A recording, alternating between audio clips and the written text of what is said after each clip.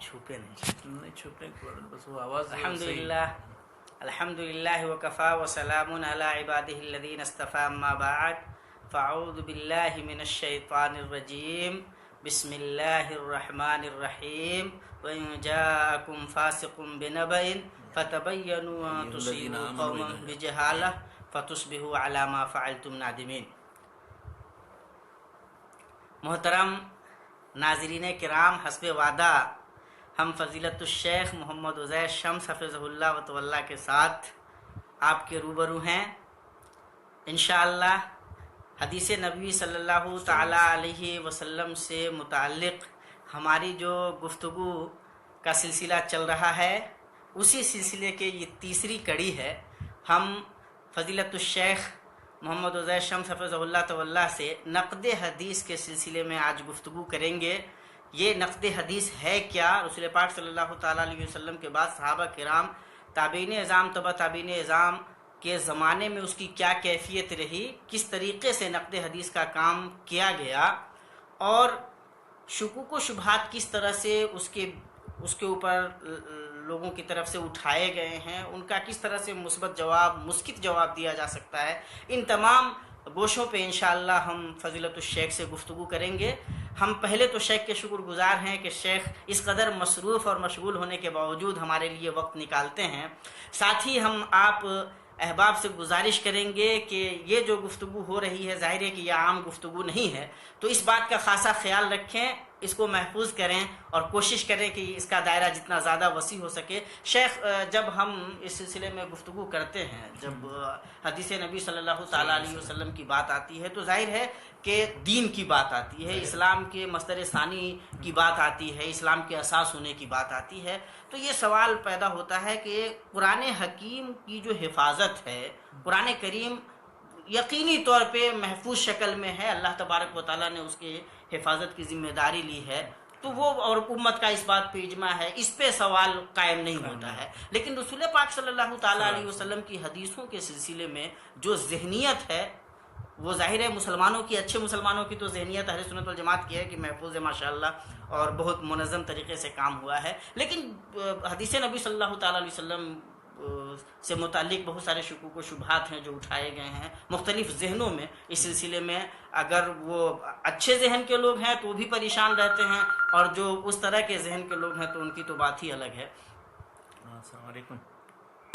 اليوم انا اذا مشغول بعدين ان شاء الله جی ہمارے تو اس سلسلے میں شیخ جاننا یہ ہے کہ رسول پاک صلی اللہ تعالیٰ علیہ وسلم کی حدیثوں کو محفوظ کرنے کے لیے، یا یہ کہ حدیثوں میں غیر حدیثی عناصر شامل نہ ہو، اس کام کے لیے صحابہ کرام رضوان اللہ تعالیٰ علیہ مجمعین نے کیا رویہ اپنایا، اور اس سے پہلے کیا رسول پاک صلی اللہ تعالیٰ علیہ وسلم نے بھی اپنی حدیثوں کی حفاظت اور یہ کہ اس میں کوئی ملاوٹ نہیں ہو، اس سلسلے میں رسول پاک صلی اللہ علیہ وسلم کا کوئی ارشاد رہا؟ نحمد و نصلی علی رسول الکریم۔ محترم بھائیوں، اور ابھی آپ نے جو سوال کیا ہے بہت اہم سوال ہے۔ اس میں اگر ہم یہ دیکھیں کہ رسول اللہ صلی اللہ علیہ وسلم سے جو چیزیں منقول ہیں، جنہیں ہم حدیث کہتے ہیں، تو وہ ساری حدیثیں جو ابھی موجودہ شکل میں ہمارے پاس ہیں، اور اس کثرت کے ساتھ مختلف دوروں کے اندر موجود ہیں، تو ایسا نہیں ہے کہ ساری حدیثیں وہ صحیح ہیں، یا ساری حدیثیں ہیں جن کا کوئی اعتبار نہیں، جیسا منکرین حدیث کہتے ہیں، بلکہ ان میں مطلب بہت سی ایسی جو آتھینٹک ہیں، صحیح ہیں، بہت سی ایسی ہیں کہ جو بالکل واضح ہے، پتہ ہے کہ یہ موضوع ہیں، جھوٹی حدیث ہیں، اور بہت سی ایسی بھی ہیں کہ جو مشکوک ہیں، وہ پائے ثبوت کو نہیں پہنچی ہیں، اس لیے ان پر ہم عمل نہیں کرتے ہیں، یا ان کی طرف دعوت نہیں دیتے ہیں، یا اسے دین میں ہم شامل نہیں کرتے ہیں۔ تو اس کی مثال ایسے لے لیجئے، جیسے کوئی بھی چیز کچھ اصلی ہوتی ہے، کچھ اس میں ملاوٹ ہوتی ہے، اور کچھ بالکل پتہ ہے کہ وہ سرے سے وہ چیز ہی نہیں، جیسے سونا ہے مثال کے طور پر، تو سونا خالص سونا بھی ہے جو بٹی میں بالکل نکال کر کے اس میں سے سارا ملاوٹ ختم کر دی جاتی ہے۔ دوسرا اس طرح کا بھی سونا ہے کہ جس میں ملاوٹ ہے، ملا کے آپ کو بنا کر کے دے دیں گے۔ اور تیسرا بالکل ہی سونا ہی نہیں سرے سے، وہ پیتل ہے یا اور دوسری کوئی چیز ہے۔ تو جیسے کوئی شخص یہ نہیں دعویٰ کر سکتا ہے، یا اس طرح کا دعویٰ کرنے والا بالکل سمجھا جائے کہ وہ عقل سے پیدل ہے، یا اس کا دعویٰ بالکل قابل توجہ نہیں ہے، کہ دنیا میں چونکہ بہت زیادہ سونے میں ملاوٹ ہے، شہد میں بہت زیادہ ملاوٹ ہوتی ہے، دودھ میں بہت زیادہ ملاوٹ ہے، اس لیے صحیح دودھ یا اصلی سونے یا اصلی شہد کا کوئی وجود ہی نہیں ہے۔ تو جس طرح یہ دعویٰ بالکل غلط ہے، اسی طرح یہ دعویٰ بھی بالکل غلط ہے کہ چونکہ بہت ملاوٹ ہو گئی ہے حدیث کے اندر اور بہت زیادہ موضوع اور گڑھی ہوئی جھوٹی حدیثیں اس میں شامل کر دی گئی ہیں، تو اس لیے وہ اب اس پر سے اعتبار ہی بالکل اٹھ گیا، یعنی حدیث کا وجود نہیں، یا جو بھی ہیں وہ اس کے بارے میں ہمیں اطمینان نہیں۔ تو یہ بالکل اسی طرح ہے جیسے میں نے آپ کو بتایا شہد کے بارے میں یا دودھ کے بارے میں یا سونے کے بارے میں یا اس طرح کی کسی بھی خالص چیز کے بارے میں۔ تو دیکھنا دراصل یہ ہے کہ کیا ہمارے پاس جو ذخیرہ ہے وہ قابل اعتماد ہے کہ نہیں ہے۔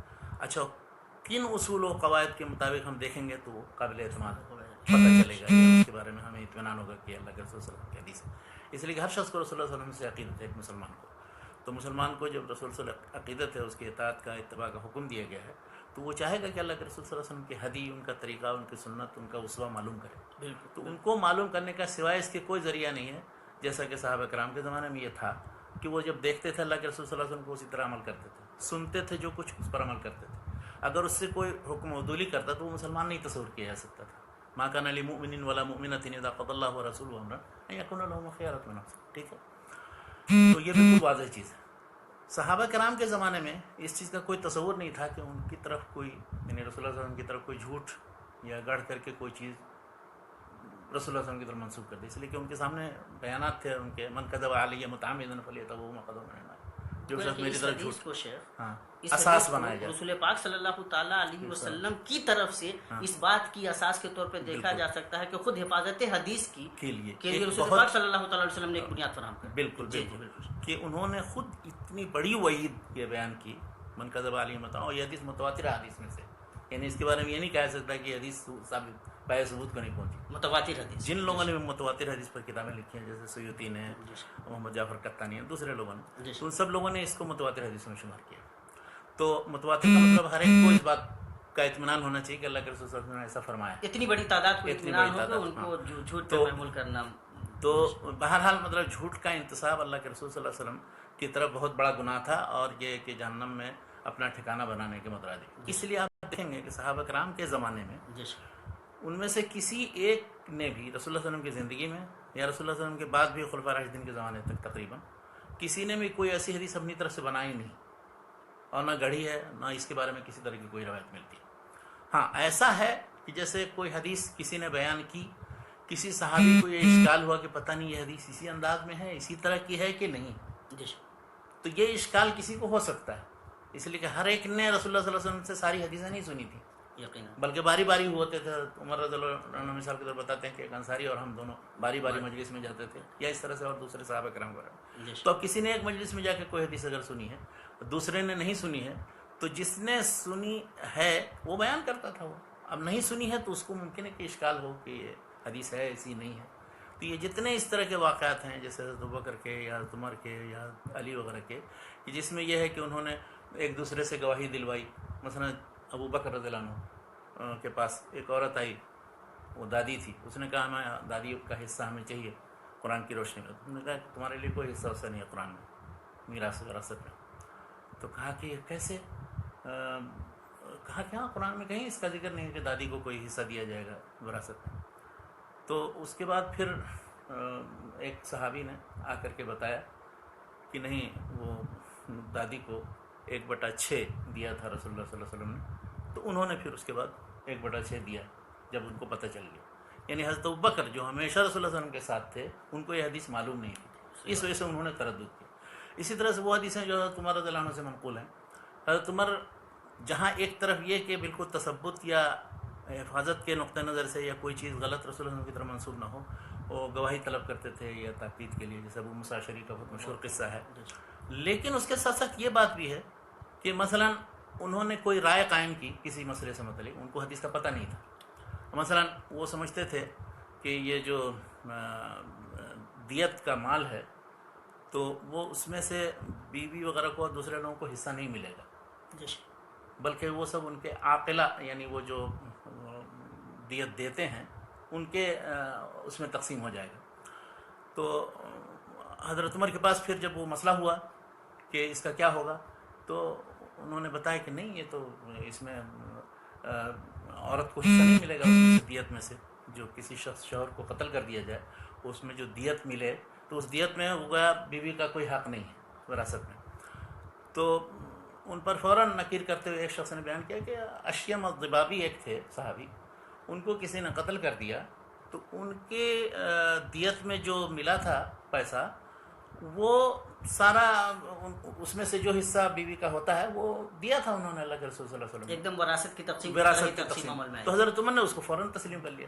اسی طرح سے اللہ کے رسول صلی اللہ علیہ وسلم کی جو حدیثیں بھی جب بھی کسی نے بیان کی کسی مسئلے میں جس میں ان کو پتہ نہیں تھا، اس طرح کے دسیوں واقعات ہیں حدیث کی کتابوں میں. تو جہاں ایک طرح سے حضرت عمر نے تشدد و تثبت کے لیے اور چھان پھٹک کر کے کہ اللہ کے رسول صلی اللہ علیہ وسلم کی طرف کوئی حدیث منسوب نہ کر دے، اس کے لیے بعض لوگوں کے بارے میں آتا ہے کہ ان کو قید کر دیا تھا ابن مسعود کو، اور حالانکہ یہ بات درست نہیں، قید کرنے والی بات درست نہیں، وہ درست نہیں ہے. ان کو صرف یہ کہا تھا کہ اللہ کے رسول صلی اللہ علیہ وسلم کی طرف سے ہر طرح کی حدیثیں تم بہت زیادہ مت بیان کرو کہ لوگوں کو قرآن مجید پڑھنے اور اس طرح سے دین کے جو بنیادی چیزیں جو معروف چیزیں ہیں ان سے دور ہو کر کے دوسری چیزوں میں اشتغال نہ ہو جائے. یعنی یہ ہدف تھا. اگر انہوں نے کیا جزیات میں پڑ جائیں تو حضرت عمر کے زمانے میں یہ ہوا. اس طرح سے حضرت عثمان، حضرت علی نے بھی یہ لوگوں سے یہ کیا جب کہ قسم کھلا کر کے تب وہ حدیث سنتے تھے، اس کے بعد پھر وہ حدیث مانتے تھے. لیکن انہوں نے کہا کہ میں اگرچہ دوسرے لوگوں سے قسم کھلا کرتا ہوں، لیکن حضرت ابوبکر رضی اللہ عنہ ایک حدیث بیان کر رہے ہیں، ان سے میں نے سنا ہے اور وہ میرے نزدیک بالکل سچے ہیں، اس لیے ان کی بیان کردہ جو حدیث ہے یہ چیز ہے وہ بالکل درست ہے، میں اس کو بیان کر رہا ہوں پورے اطمینان کے ساتھ. تو حضرت علی رضی اللہ تعالیٰ عنہ حضرت ابوبکر صدیق رضی اللہ تعالیٰ عنہ کو صادق اور امین سمجھتے تھے اور قسم کھلوانے کی ضرورت ان سے محسوس نہیں کرتے. تو یعنی خلفائے راشدین کے زمانے تک یہ تھا کہ عمومی طور پر حدیث پر عمل کرتے تھے، چھان بین کرتے تھے. متفرق لوگوں کے پاس حدیثیں ہوتی تھیں، جس کے پاس جو حدیث مل جاتی تھی اس کے بعد اس کے مطابق عمل کرتے تھے. تو صحابہ کرام رضوان اللہ تعالی علیہم اجمعین کا جو یہ رویہ تھا حدیثوں سے متعلق، تو کیا اس کے پیچھے یہی جذبہ کار فرما تھا کہ مطلب حفاظت مطلب گڈ مڈ نہ ہو جائے، گڈمڈ نہ ہو، یا کہ ہر شخص ہر طرح کی چیزیں جو رد بیابس بیان کرے تو ایسا نہ ہو کہ بے خوف و خطر بیان کرے. حالانکہ ان کو نعوذ باللہ یہ بات نہیں تھی کہ کسی صحابی سے گڑی ہوئی حدیث سننے کی امید تھی. یہ نہیں، ہو سکتا ہے کوئی غلطی ہو جائے، کوئی ایسی چیز بیان ہو جائے بالمعنی یا کہ جو رسول اللہ صلی اللہ علیہ وسلم سے ثابت نہیں. اس لیے بعض صحابہ کرام مثلا حضرت عبداللہ بن مسعود اور انس بن مالک رضی اللہ عنہ وغیرہ سے منقول ہے، یا ابو الدرداء وغیرہ سے، کہ انہوں نے جب بھی کوئی حدیث بیان کی تو کہا او کما قال او نحو او، یعنی یا ایسے یا اس جیسے الفاظ، اس طرح سے. یعنی ڈرتے تھے کہ کہیں ایسا لفظ ہم نے کوئی کہہ دیا جو اللہ کے رسول صلی اللہ علیہ وسلم نے نہیں کہا. احتیاط کا جو درجہ احساس تھا. تو یہ صورتحال تقریباً خلفاء راشدین کے زمانے تک ہے، حضرت علی کے زمانے تک رہی. بلکہ یہ کہہ سکتے ہیں کہ جو فتنہ کا آغاز ہوا ہے حضرت عثمان رضی اللہ عنہ کی شہادت سن 35 ہجری سے، تو اس وقت تک کہیں کسی کے زمانے میں یعنی ذہن میں یہ تصور نہیں تھا کہ کوئی حدیث گڑھ لی جائے گی اور اپنی طرف سے پھیلائی جائے گی، بلکہ صرف اس میں احتیاط کا پہلو تھا. جب ان کی شہادت کا واقعہ ہوا اس کے بعد پھر یہ ہے کہ امت میں انتشار فتنے کا سلسلہ شروع ہوا. اب اس میں ایک بہت بڑا گروہ جو ہے وہ خوارج کا پیدا ہو گیا، شیعوں کا تھا گروہ، اور اس میں عبداللہ بن سبا اس نے بہت بڑا رول ادا کیا، بہت معروف بات ہے. اب پھر شیعہ اور خوارج کا سلسلہ تو تھا ہی، وہ پہلی صدی ہجری کے آخر تک پہنچتے تقدیر کا انکار کرنے والے مثلا، یا مرجیہ، یعنی شیعہ خوارج آپس میں یا صحابہ کرام کے درمیان جو لڑائیاں ہوئی تھیں، گروہ پیدا ہو گیا مرجیہ کا، جو یہ کہتا تھا کہ نہیں بھائی سب اپنے اپنے ایمان کی فکر کرو اور عمل سے کوئی مطلب نہیں، ہر شخص جنت میں جائے گا، اور وہ اس طرح کا جو تصور تھا تو مرجیہ کا، تو مرجیہ پیدا ہو گیا. پہلی صدی ہجری گزر جاتی ہے، اس کے بعد دوسری صدیوں میں تو اور دوسرے فتنے پیدا ہو گئے ہیں، جہمیہ پیدا ہو گئے. لیکن پہلی صدی ہجری تک جب تک صحابہ تابعین موجود تھے اس وقت تک ان مختلف فرقوں کے پیدا ہونے کے نتیجے میں ہوا ہے کہ طرح طرح کی حدیثیں لوگوں نے گڑھنی شروع کر دی. اب اس میں بہت سے فیکٹرز تھے. مثلا سب سے پہلی بات تو یہ ہوئی کہ یہ جو مختلف فرقے جو سیاسی فرقے بنتے انہوں نے اپنی تائید میں حدیثیں گڑھنی شروع کر دی. جو مثلا حضرت علی کے فریق میں تھے یا حضرت معاویہ کے فریق میں تھے تو حضرت علی کے تائید میں شیعوں نے بے شمار حدیثیں ان کی فضیلت میں، ان کے مناقب میں گڑھی.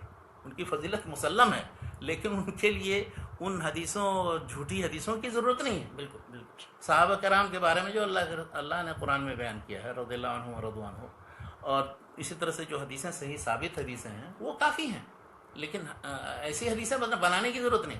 تو اس کے رد عمل میں کچھ لوگوں نے کیا کیا وہ لوگ کہ جو حضرت عثمان یا حضرت عمر یا حضرت ابوبکر رضی اللہ عنہ کے دفاع میں تھے، ان کے گروہ میں تھے، ان صحابہ نے نہیں بلکہ ان صحابہ کے ساتھ جو اس گروہ میں سیاسی پارٹی کے طور پر تھے، انہوں نے رد عمل کے طور پر حضرت ابوبکر کی فضیلت میں حدیثیں گڑھنا شروع کر دی اور بنانی شروع کر دی، جبکہ اس کی بھی ضرورت نہیں۔ یہ جو گڑھنے والے لوگ ہیں یہ صحابہ کرام رضوان اللہ تعالیٰ عنہ ان کے زمانے میں تقریباً یہ جو فتنوں میں لڑائیاں ہوئی ہیں سن 60-65 تک تقریباً حضرت معاویہ اور پھر یزید کے زمانے تک، یعنی کتنے بڑے بڑے فتنے ہوئے۔ حضرت عثمان کی شہادت ہوئی، حضرت علی شہید کر دیے گئے، پھر اس کے بعد 60 میں حضرت حسین شہید کیے گئے، پھر اس کے بعد عبداللہ بن زبیر کا واقعہ جو یہاں محاصرہ کر کے، مدینہ کے اندر جو حرہ کا واقعہ ہے اس میں پورا گھیر کر کے مدینہ میں لوگوں کو شہید، تو اتنے بڑے بڑے واقعات ہوئے کہ اس کی وجہ سے لوگ جو ہے مختلف ٹولیوں میں سیاسی طور پر بھی بٹ گئے الگ الگ، اور الگ الگ ایک طرح سے وہ مقدس مذہبی ٹولے کی طرح سے ہو گئے۔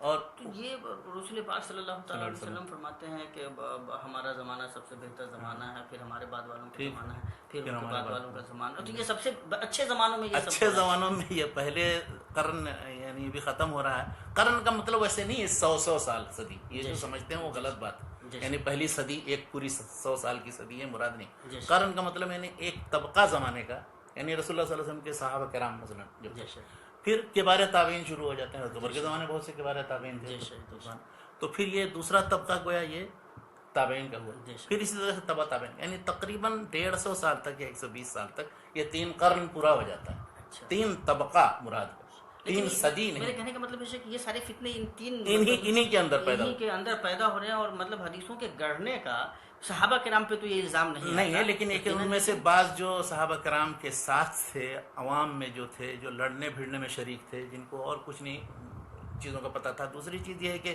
یعنی سیاسی پارٹیوں کے علاوہ بہت سے جو اسلام دشمن عناصر اس میں داخل ہو گئے اور ان کو لڑایا، یعنی اصل میں ان صحابہ کرام یا ان کے ساتھ جو لوگ تھے ان کو لڑانے والے جو دشمنان اسلام تھے، جن کی حکومتیں ختم ہو گئی تھیں ادھر مشرق و مغرب میں، تو انہوں نے یہ طرح طرح کی سازشیں کر کے لبادہ اسلام کا اوڑھ کر کے جتنے لڑائیاں ہوئی ہیں وہ بھی ان کی بھی یہی وجوہات ہیں۔ تو لڑائیوں کی بھی وجوہات وہی ہیں اور حدیثوں کے گڑھنے کی بھی وجوہات وہی ہیں، انہی میں مطلب ہم یہ نہیں تصور کر سکتے کہ جو معتبر تابعین تھے، تبع تابعین تھے، نہیں، معتبر کے بارے میں تو کسی کے بارے میں نہیں آتا، یا تو انہوں نے کنارہ کشی اختیار کر لی تھی، اور یا پھر اگر وہ تھے تو ہمیں تنبیہ کرتے تھے، بتاتے تھے۔ مثلا ابن سیرین بہت مشہور تابعین، ان سے یہ منقول ہے کہ ان ھذا العلم دین منظور عما تاخذون دینکم۔ اسی طرح سے جو دوسرے جیسے حسن بصری وغیرہ اور دوسرے، وہ سارے جتنے مبتدعات تھے ان لوگوں کو تنبیہ کرتے تھے اور بتاتے تھے کہ یہ، یا لوگوں کو ڈراتے تھے۔ مطلب مثلا حسن بصری کو مشہور کر دیا گیا کہ وہ تقدیر کا انکار کرتے ہیں، حالانکہ انہوں نے تقدیر کا انکار کرنے والوں پر نکیر کی، اور اس طرح کی روایتیں موجود۔ تو لوگ یہ بھی کرتے تھے جو دشمنان اسلام تھے کہ اپنے ہم نوا بنانے کے لیے ان کو بھی اپنے گروپ میں سے شمار کرتے ہیں۔ ہاں، کوئی مثلا اپنے آپ کو جو رافضی ہے وہ شیعت و علی میں شمار کر کے ان سارے لوگوں کو، صحابہ تابعین کو اپنے گروپ میں شمار کرتے ہیں، جو ان کے موافق نہیں ہوتا تھا تو ان کے خلاف پھر اس کے بعد زبان درازی کرنا شروع کرتے تھے۔ تو ایک یعنی یہ وضع حدیث یا حدیث نئے بنائے جانے کے بہت سے اسباب، ان میں سے ایک تو سیاسی جو فرقہ بندیاں ہوئیں، دوسرا پھر یہ کہ دشمنان اسلام کی در اندازیاں ہوئیں، اچھا تیسرا پھر کہہ سکتے ہیں کہ اس کے بعد کے ادوار میں کچھ زہاد عباد تھے جن کو یہ صورتحال بہت عجیب غریب لگی کہ ایسے لوگ لڑ رہے ہیں، مر رہے ہیں، دنیا کی طرف جا رہے ہیں لوگ، اور وہ تو لوگوں کو دین کی طرف لانے کے لیے حدیثیں گڑھنا شروع کر، بلکہ ان کا کہنا یہ تھا کہ ہم رسول اللہ صلی اللہ علیہ وسلم کی طرف منسوب یہ جو حدیثیں کر رہے ہیں اس کا مقصد نیک ہے ہمارا، اس سے دین کی طرف بلانا ہمارا مقصد۔ تو وہ زہاد اور صوفیہ اور عباد وغیرہ کا گروہ تھا، یہ بھی پہلی صدی ہجری موجود میں آ چکا تھا۔ اسی طرح سے کچھ لوگوں نے حکمرانوں کو خوش کرنے کے لیے بعض حدیثیں شروع کی۔ مثلا ایک شخص کے بارے میں آتا ہے کہ ایک آدمی غیاث بن منصور، غیاث بن ابراہیم نام ہے، وہ مہدی، خلیفہ مہدی کے پاس تھا، آیا دیکھا کہ وہ کبوتر بازی کر رہے ہیں، کبوتر سے کھیل رہے ہیں، اور تو اس نے ایک حدیث فوراً جھٹ بنا کر کے اس میں ایک لفظ کا اضافہ کر دیا۔ اس میں حدیث تو ہے اصل لا سبق الا فی نسل او خف او حافر، یعنی جو ریسنگ یا مقابلہ ہو تو اس میں جو انعام رکھا جاتا ہے تو یہ ان تینوں چیزوں کے اندر ہے، اس لیے کہ ان سب چیزوں کے ذریعے گویا ایک مومن جو ہے جفاکشی کی زندگی گزارتا ہے۔ لا سبق الا فی نسل او خف او حافر، نظام اندازی ہے یا گھوڑ سواری ہے، ان سب میں۔ تو اس نے او جناحن بڑھا دیا، یعنی کبوتر بازی بھی اس میں شامل ہے۔ تو اس میں بھی اگر ریسنگ ہو یا مقابلہ ہو تو اس میں تو اس نے پیسہ تو دیا اس کو کچھ، لیکن جب گیا واپس تو اس نے کہا کہ دیکھو یہ جھوٹا ہے، ابھی ابھی یہ حدیث بنا کر کے گیا مجھے خوش کرنے کے لیے. ہاں، اور اس کے بعد اس نے یہ کیا کہ اس کبوتر کو، جن کبوتروں سے وہ کھیل رہا تھا سب کو ذبح کر دیا. ہاں جی، یہی سبب بنا ہے اس حدیث کے گڑھنے کم سے کم حکمراں جو تھا اس کا ایمان ماشاءاللہ ہاں، بہت. تو ایسا نہیں ہے کہ سارے حکمراں میں بہت سے ایسے بھی تھے جو تو ان مختلف عوامل کی وجہ سے حدیثیں بہت سی گڑھی گئیں.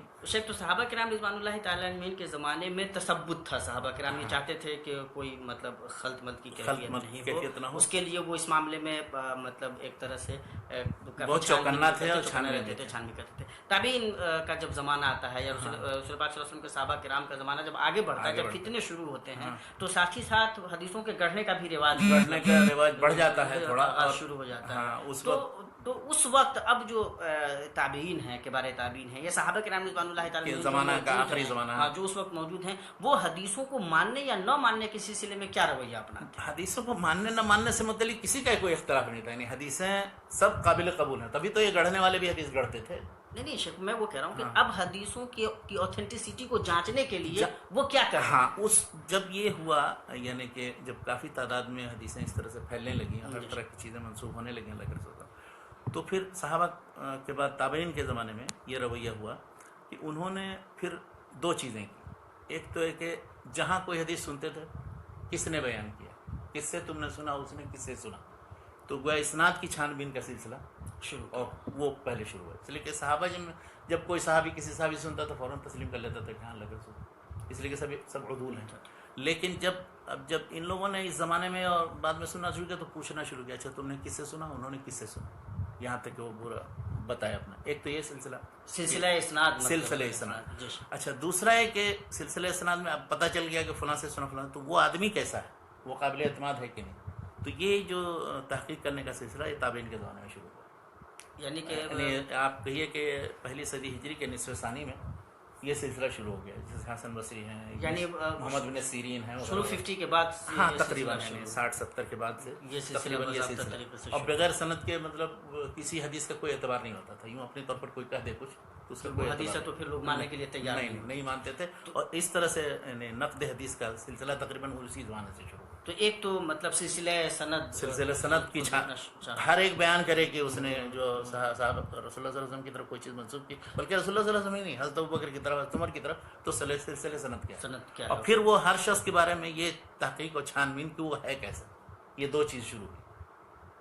اتنے زیادہ لوگ ہیں، اتنے راوی ہیں، تو ان کو کیسے شیخ مطلب یہ تو مطلب کبھی کبھی دماغ میں نہیں آتا ایسا لگتا ہے. دیکھیے اس میں اس وقت تو ابتدائی طور پر جو لوگ بیان کرنے والے تھے، چونکہ وہ منتشر ہو گئے مختلف علاقوں میں، مدینہ، مکہ، کوفہ، بصرہ، شام، اس کے بعد پھر مصر، اس کے بعد پھر اور دوسری جگہ پہ چلے گئے. تو عمر کے زمانے میں فتوحات کا سلسلہ پہنچ گیا. تو اب کوئی شخص جو بیان کرتا تھا تو ضرور کہیں نہ کہیں سے آپ وہ مدینہ تک، مکہ تک، ان صحابہ کرام تک پہنچتا ہے. اگر وہ نہیں پہنچائے گا تو اس کی بات کا کوئی اعتبار نہیں، بغیر سند کے اس کی بات کا کوئی اعتبار. دوسری چیز ہے کہ جو بھی بیان کرنے والے ہیں ان سب کے رویے سے یہ پتہ کرنا ضروری تھا کہ یہ شخص یعنی ایک تو دیندار آدمی ہے کہ نہیں، جس کو عادل اصطلاح میں کہا جاتا ہے، اور دوسرا ہے کہ اس کے حفظ و ضبط کا کیا حال تھا، یعنی واقعی اس نے جو چیز سنی ہے جیسے ویسے بیان کی ہے، یا اس کے پاس کوئی صحیفہ ہے لکھا ہوا جس سے وہ نقل کر کے روایت کر رہا ہے کہ نہیں. تو یہ دو طریقہ، ایک تو یہ کہ ہر شخص جو بیان کرنے والا ہو وہ دیندار، عادل ہو، متقی پرہیزگار آدمی ہے جو اپنی طرف سے حدیث بنائے جائیں، اور دوسرا ہے کہ حفظ و ضبط کا متحمل. تو یہ دونوں چیزیں تابعین کے زمانے سے شروع، یہ کوئی تیسری دوسری صدی ہجری کے بعد کی بات نہیں، اسی وقت سے جب جیسے ہی فتنے کا آغاز ہوا، حدیثیں لوگوں نے بیان کی. چھان بین کے لیے سب سے پہلے یہی ہوا. وہ کسی تابعی کا قول بھی ہے کہ بارے تابعی کا کہ ہاں ہم پہلے نہیں پوچھتے تھے. ہاں، یہ ابن سیرین ہی کا یہ قول ہے ہاں کہ ہم اس سے پہلے جو ہے نہیں کچھ پوچھتے تھے، لیکن جب فتنے کے بعد پھر جب کوئی لوگوں نے کہا مقدمہ صحیح مسلم میں روایت ہے، تو پھر ہم لوگوں نے فلما رکب الناس الصعب والذلول، یعنی جب ہر طرح کے حدیثیں سب بیان کرنا شروع کر دی تو ہم نے چھان بین کرنا شروع. سموا لنا رجال، تو کلا سموا لنا رجال. جی. تو شیخ یہ ہے کہ تابعین کے زمانے میں، یعنی کہ ابھی 50 سال کا عرصہ، 50-60 کے ہجری کا زمانہ جو زمانہ ہے، وہیں سے یعنی کہ نقد حدیث یا تنقید حدیث کا سلسلہ شروع ہوتا ہے اور کہیں نہ کہیں اس کی بنیادی رکھی جانے لگ رہی ہیں. تو یہ جو اصول تابعین نے کبار تابعین نے بنائے ہیں ضبط عدل وغیرہ کو جانچنے کا، اور یہ آدمی کہ یہ سچ بول رہا ہے یا جھوٹ بول رہا ہے اس کو جانچنے کے لیے سلسلہ سند کو ماشاءاللہ باضابطہ ایک باضابطہ علم کی پرورش کی مسلمانوں نے. تو یہ کیا اس کا استناد کچھ تھا ان کے پیچھے؟ وہ ہے نا قرآن مجید میں جو جس آیت سے آپ نے شروع کیا ہے الذین آمنوا اذا جاءکم فاسق بنبأ فتبینوا ان تصیبوا قوما بجہالۃ. یہ آیت جو ہے اساس ہے اس پورے علم جرح و تعدیل جس کو کہہ لیجیے کہ سارے راویوں کو انہیں چھان بین کرنا کہ کون کیسا ہے اپنے عدل یعنی دینداری میں اور ضبط میں حفظ میں کیسا ہے. تو اس کے بعد پھر رسول اللہ صلی اللہ علیہ وسلم نے جو بیان کیا ہے کہ بلغوا انی ولو آیا حدیث، تو بلغوا انی ولو آیا میری طرف سے بیان کرو. من کذب علی متعمدا فلیتبوأ، یعنی 3 باتیں بیان بلغوا انی ولو آیا وحدثوا عن بنی اسرائیل ولا حرج ومن کذب علی متعمدا فلیتبوأ مقعده من النار. اچھا اسی طرح سے من حدث عنی بحدیث یرا انه کذب فهو احد الکاذبین. یورا یعنی کسی کے بارے میں گمان ہوگی یہ جھوٹی حدیث ہوگی، ہر طرح کے رتب و یابس سب چیزیں نہیں بیان کرنی چاہیے بلکہ چھان. اسی لیے کہا جاتا ہے محدثین کے اصول ہے کہ آدمی سنے تو یا لکھے یا نقل کرے تو سب چیز پڑھے اور لکھے اور نقل کرے سنے جمع کرے، لیکن جب بیان کرے تو پھر کافی احتیاط چھان بین کر کے جو اس میں ٹھیک ٹھاک ہو وہ بیان کرے اور جو اس کے معیار کے مطابق نکلتی ہے. تو بہرحال کہنے کا مقصد یہ ہے کہ یہ تابعین کے زمانے سے ہی نقد حدیث تھا. پھر تبع تابعین کے دور میں بڑے بڑے ائمہ اور رجال پیدا ہوئے. تابعین کے زمانے میں وہ کون لوگ تھے جو اس علم کو لے کر کے؟ تابعین کے زمانے میں جو مشہور تھے اس میں مثلا امام زہری ہوئے بہت مشہور تابعین. اس طرح سے ابن سیرین ہیں، حسن بصری ہیں، اور اسی طرح شعبی ہیں، ابراہیم نخعی ہیں. یہ سب بہت اعتبار تابعین. ہاں بلکہ بہت دلچسپ واقعات ہیں ان کے بارے میں کہ جب وہ سنتے تھے اس طرح سے جھوٹی اور گڑی ہوئی حدیثیں تو ان کو صبر نہیں ہوتا تھا. شعبی کا ایک واقعہ سنیے کہ ایک فیکٹر یہ بھی تھا حدیثیں جو بیان کرتے تھے، گڑھتے تھے اور پھیلاتے تھے. ان میں سے کچھ قصہ گو ہوتے تھے، واعظین ٹائپ کے لوگ کہ جن کو صحیح حدیثیں تو معلوم نہیں تھیں، تو اب جمعہ کے خطبے میں یا کہیں کسی جگہ وہ تقریر کر رہے ہیں اور بیان کر رہے ہیں کچھ. ایک بار شعبی بیٹھے سن رہے تھے، یہ کیا وٹ پٹانگ حدیثیں بیان کر رہے ہیں. اچھا وہ بڑے مقبول تھے اپنے لوگوں میں جن کے درمیان وہ واز کر رہے تھے، تو انہوں نے واز کے بعد کہا ان سے کہ یہ آپ کون سی حدیثیں بیان کر رہے تھے؟ کہا اچھا مجھ سے پوچھتے ہو کہ کون سی حدیث بیان کر رہے ہیں؟ ہم نے یہاں وہاں بہت سے لوگوں سے سنا ہے ان حدیثوں کے بارے میں، تم کو شک گزرتا ہے کہ اللہ کے رسول صلی اللہ علیہ وسلم کی حدیث ہے. بس انہوں نے بھی جوتا نکال کے ماننا شروع کر دیا، اور ان کے علاوہ جو ان کے جو مریدین تھے انہوں نے بھی جوتا لے کہا کہ بڑی مشکل سے میں جان بچا کر کے نکلا. یہ شعبی کا واقعہ. اس کے بعد پھر دوسری صدی ہجری کا تو بہت مشہور واقعہ محمد بن حنبل ابن معین کا ہے.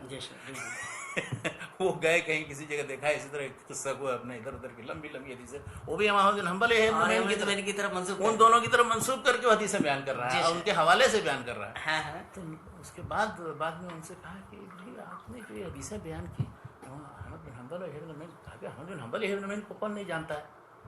ہاں میں نے ان سے حدیث سنی ہے. اب یہ لوگ کہہ رہے ہیں کہ بھائی احمد بن معین ہوں، یہ احمد بن حنبل ہوں، یہ ہے ابن معین ہے. ہم لوگوں نے تو کبھی کچھ نہ تم نے دیکھا ہے نہ کچھ، یہ تو ابھی پہلی مرتبہ ملاقات ہوئی. کہا تم سے بڑا بیوقوف نہیں دیکھا ہم نے، پوری دنیا میں تم ہی اکیلے احمد بن حنبل اور ایک دوسرے یہ ابن معین یہی ہو. اس طرح کے سینکڑوں احمد بن حنبل اور یہ ابن معین ہیں جن سے ہم نے حدیث سنی ہے. تو مقصد یہ ہے کہ دیکھیے اس طرح جو حدیثیں پٹنگ حدیثیں رائج کرتے تھے، تو وہ رائج کرنے والے بہت سے ایسے پھیلانے والے تھے. بعض ملحدین اور زنادقہ ایسے تھے کہ انہوں نے کیا کیا، مثلا ایک شخص کو جب پھانسی دینے لگے، سولی پہ چڑھانے لگا، عبدالکریم بن ابی العوجہ، تو اس نے خود اقرار کیا میں نے 4000 حدیثیں ایسی جو ہے بنا کر کے اور گڑھ کر کے لوگوں کے درمیان پھیلا دیا. تم لوگ کرو گے کیا؟ پورا دن تم نے کباڑا کر دیا. تو اس وقت جس خلیفے کے زمانے میں ہوا ہارون رشید، تو اس نے کہا کہ اچھا تو یہ جو یعیش الحل جہابدہ، یعنی یہ جو نقاد محدثین ہیں ہاں وہ سب پتہ کر لیں گے اور تمہیں اس کی فکر کرنے کی ضرورت نہیں ہے. شیخ اس واقعے سے ایک چیز اور بھی سمجھ میں آتی ہے کہ جہاں یہ گڑھنے والے متحرک تھے یا یہ وہ خوش فہمی کے شکار تھے، وہیں جو علماء ہمارے تھے جو چھان پھٹک کر رہے تھے، ان پہ عوام کا، حکمران کا یہ اعتماد اور یقین بھی تھا کہ ایسے لوگ ہیں جو اس دن کی حفاظت کر لے جائیں گے. ماشاءاللہ. تو شیخ یہ اس زمانے تک آتے آتے اتنے بڑے بڑے لوگ ہیں ماشاءاللہ جو مطلب اس طریقے سے حدیثوں کی حفاظت کر رہے ہیں، نقد کا کام کر رہے ہیں. تو کیا یہاں پہ آ کر کے وہ جو اصول ہیں جو وہ بنا رہے ہیں وہ باضابطہ اصول کی حیثیت اختیار کر گئے ہیں، کلیات بن گئے ہیں؟ وہ تبع تابعین کے زمانے میں یہ ہوتا ہے، یعنی دوسری صدی ہجری میں جب آپ آ جائیے تو پھر جو وہ مختلف علاقوں میں الگ الگ جو بڑے بڑے ائمہ تھے جنہوں نے حدیث کی تدوین کا کام کیا، تو تدوین انہوں نے ظاہر کسی اصول کی بنیاد پر کیا، سب راتب یابس تو نہیں جمع کر دیا. تو وہ جو اصول تھے وہ اصول اس دوسری صدی ہجری میں تقریباً منقع ہو گئے واضح طور پر. مثلا امام مالک رحمۃ اللہ علیہ موطا میں جو حدیثیں وہ لاتے ہیں، دیکھیے یہ اعلیٰ درجے کی سب مرفوع حدیثیں ہیں، وہی حدیثیں ہیں جو صحیحین میں ہیں یا ابو داؤد ترمذی نے اور امام احمد بن حنبل نے اسی سے نقل کیا. بلکہ جب امام مالک حدیث بیان کرتے تھے تو فوراً اس کو لوگ توجہ سے سنتے تھے اور وہ امام مالک مدینہ میں بیان کر رہے تھے. اس کے مقابلے میں فتنوں کی جو سرزمین عراق کی سرزمین مانی جاتی ہے، تو عراق میں ہر طرح کے فرقے اور طرح طرح کی گروہ بندیاں اور اس میں آپس میں نزاعات ہوتے تھے. تو واضح بات تھی، وہ کہا جاتا ہے، عبدالرحمن بن مہدی کہتے ہیں کہ یہاں ایک حدیث جو ایک بالشت ہوتی ہے وہاں جا کر کے ایک گز ہو جاتی ہے عراق میں. یہ امام مہدی رحمۃ اللہ علیہ کہتے ہیں. اچھا، اسی طرح سے امام مالک رحمۃ اللہ علیہ کے زمانے میں ایک اور بہت مشہور واقعہ ہے. انہوں نے کہا کہ وہ ایک آئے ان سے ایک شاگرد پڑھنے کے لیے حدیث، تو 400 حدیث انہوں نے 40 دن کے اندر پڑھی، یعنی ہر دن 10 حدیث کے اوسط سے. تو امام مالک سے کہا ان کے شاگرد نے، آپ اتنے دنوں کے اندر ہم نے صرف آپ سے 400 حدیث، اتنی حدیث تو ہم عراق میں ایک دن میں سن لیتے ہیں. تو انہوں نے کہا کیا جواب بہت دلچسپ دیا. انہوں نے کہا کہ ہمارے یہاں وہ کوئی سکہ جو ہے گڑھنے کے لیے وہ مشین نہیں ہے، تمہارے یہاں وہاں مشین ہے، گڑھ کر کے دار و درب جیسے درہم دینار ڈھل کر کے نکلتے ہیں، اسی طرح ڈھلے ڈھلائے حدیثیں نہیں ہیں. ہم لوگ جو چیزیں سنتے ہیں جیسے پائے ہیں، چھان بین کرنے کے بعد جو چیزیں صحیح نکلی ہیں وہی بیان کرتے ہیں، دار و درب نہیں ہے بغداد کی طرف. تو گویا کہ شیخ جیسے حضرت امام مالک رحمۃ اللہ علیہ ہیں یا ان کے زمانے کے جتنے کبار تابعین ہیں، وہ حدیثوں کو پرکھنے کا اپنا ایک زاویہ رکھتے ہیں، باضابطہ اصول ہیں ان کے، اور ان کی روشنی میں حدیثوں کو جانچنے کے بعد پھر وہ ان کو بیان کرتے ہیں. تو بعد میں جب یہ ایک باضابطہ علم اسماء رجال، فن جرح و تعدیل، جب یہ ایک فن اور ایک علم کی حیثیت سے متعارف ہوتا ہے ہمارے درمیان، مسلمانوں کے درمیان، تو یہ کب اس طرح سے ہو پاتا ہے باضابطہ؟ جب یہ وہی دوسری صدی ہجری کے اندر ان اتباع تابعین، یعنی جو تابعین کے شاگرد تھے، امام زہری وغیرہ کے جو شاگرد تھے، امام مالک ہوئے یا اور اس طرح سے ثوری ہوئے، اسحاق بن راہویہ نے وہ ثوری ہوئے، اوزاعی ہوئے، یہ سب ہیں اتباع تابعین میں. یعنی دوسری صدی ہجری کے لوگ، ابن اسحاق، محمد بن اسحاق ہوئے جنہوں نے مغازی کی کتاب لکھی، ان لوگوں نے یہ کیا. اور اس کے بعد ان سے یہ سب اصول و قواعد کی شکل میں، مختلف روایتوں کی شکل میں جو بعد میں پھر دوسری صدی ہجری کے آخر تک لوگوں نے جمع کر دی تقریباً. ان میں جو سب سے بڑا نام آتا ہے وہ ہے یحییٰ ابن سعید القطان کا اور عبدالرحمن بن مہدی. یہ سب دوسری صدی ہجری تک، یحییٰ ابن سعید بن قطان، یحییٰ ابن سعید القطان اور عبدالرحمن بن مہدی. اچھا، اسی طرح سے ان کے پھر جو شاگرد لوگ ہیں تو وہ تیسری صدی ہجری میں چلے گئے. یہ جو جیسے یحییٰ بن سعید ہیں یا عبدالرحمن بن مہدی وغیرہ، یہ جو اصول بنا رہے ہیں، تو اپنے سے پہلے لوگوں نے جو جس طریقے پہ حدیثوں کو پرکھا ہے اس کو سامنے رکھا، ان سے اور بلکہ انہی ائمہ سے وہ سب سارے جتنے اقوال یا ان راویوں کے بارے میں جو کچھ بھی تصورات ہیں وہ سب وہ ان تصورات کو سامنے رکھ کر کے پھر وہ کوئی، یعنی ان راویوں کے بارے میں جو ان لوگوں نے بیان کرنے والے ائمہ نے دوسری صدی ہجری تک جو تصور دیا وہ بھی کیا. اور اس پر پلس ایک چیز اور اضافہ ہو گیا، انہوں نے نقد حدیث کے سلسلے میں یہ سارے اصول و قواعد جو بنائے ہیں، تو بالکل جیسے کہتے ہیں نا معمل ہوتا ہے، کوئی فیکٹری ہوتی ہے، اس میں چیزوں کو لایا جاتا ہے، تجربہ کیا جاتا ہے، اس پر دیکھا جاتا ہے.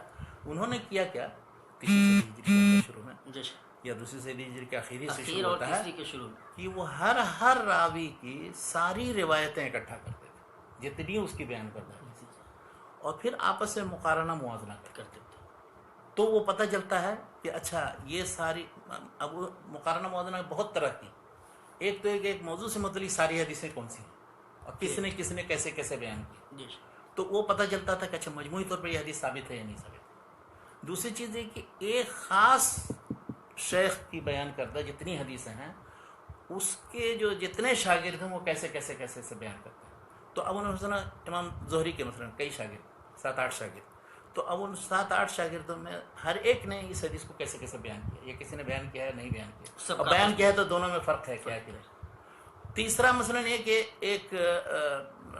ایک حدیث ہے، اس کے جتنے اسانید و طرق ہیں ان کو جمع کرنا، ان کے جتنے شواہد و مطابعات ہیں، جیسے کسی صحابی سے، دوسرے صحابی سے، تیسرے صحابی سے، تو وہ طرح طرح کے یہ جو موازنہ اور مقارنہ کا جو طریقہ ہے وہ انہوں نے اختیار کیا، یعنی کئی صحابہ سے کون کون سے منقول ہے یہ روایت، ان کا موازنہ۔ اسی طرح سے ایک محدث نے مثلا حدیثیں جو بیان کی ہیں، شروع میں جو حدیثیں بیان کی اپنی زندگی میں اور آخر زندگی میں جو بیان کی ہے، تو ان دونوں میں موافقت ہے کہ نہیں۔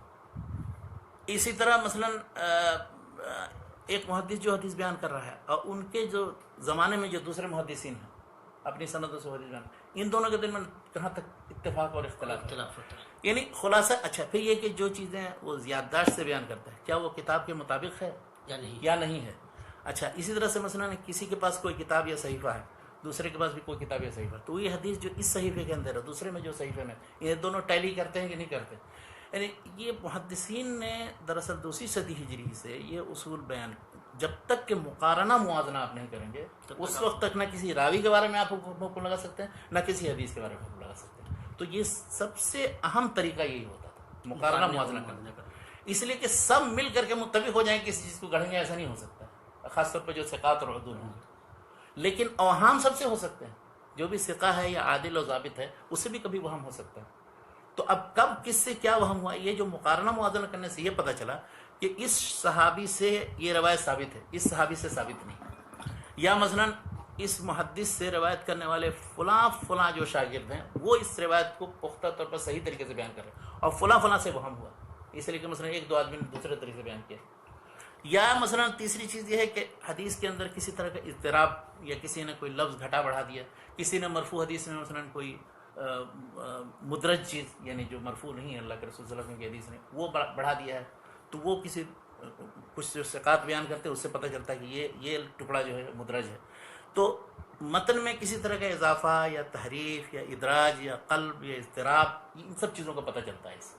تو یہ ایک بہت ہی بنیادی اصول تھا، بلکہ میں آپ کو بتاؤں کہ دراصل اسی سے وہ پتہ چلاتے تھے کہ کوئی راوی ثقہ ہے یا نہیں ہے، کب ثقہ ہے، اس کے اندر اختلاط تو نہیں ہو گیا، اس نے قسم کی کوئی مثال عملی کوئی مثال اس کی مثال اصل میں یہاں پر ہم کوئی حدیث پیش کر کے اس کے سارے جو شواہد ہیں، جب تک جیسا کہ امام مسلم کی ایک چھوٹی سی کتاب ہے جو ڈاکٹر محمد مصطفیٰ اعظمی صاحب نے چھاپی ہے، وہ ہے کتاب التمییز کے نام سے۔